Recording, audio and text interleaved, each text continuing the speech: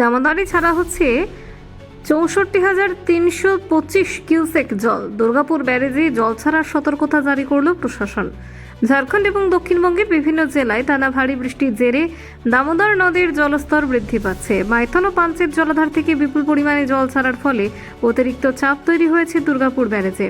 মঙ্গলবার সকাল থেকে পরিস্থিতি সামাল দিতে দফায় দফায় দুর্গাপুর ব্যারেজ থেকে প্রায় 64,325 কিউসেক হারে জল ছাড়া শুরু করেছে রাজ্য সেচ দপ্তর।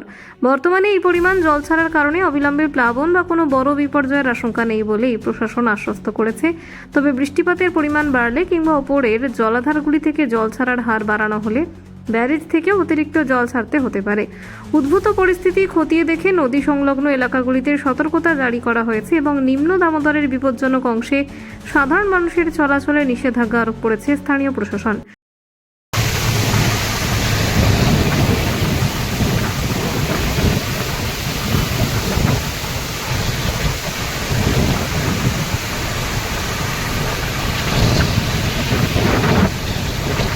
ডিবিসি পঞ্চায়েত থেকে জল ছাড়ে, ইরিগেশন হচ্ছে কেয়ারটেকার।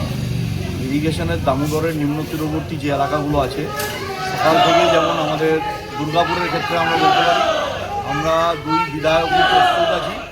যেখানে যেখানে এই সমস্যা অ্যারাইজ করেছে বিধায়কদের পক্ষ থেকে আমরা তিরপল আমাদের অর্গানাইজেশন সিস্টেমে পাঠানো হয়েছে।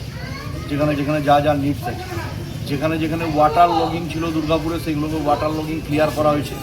আপ টু 12:30-12টার মধ্যে ম্যাক্সিমাম জায়গায় ওয়াটার লগিং ক্লিয়ার হয়েছে।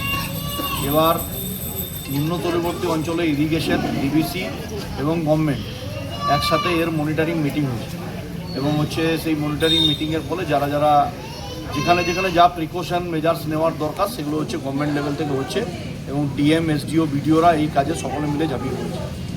Bureau report, Durgapur news digital.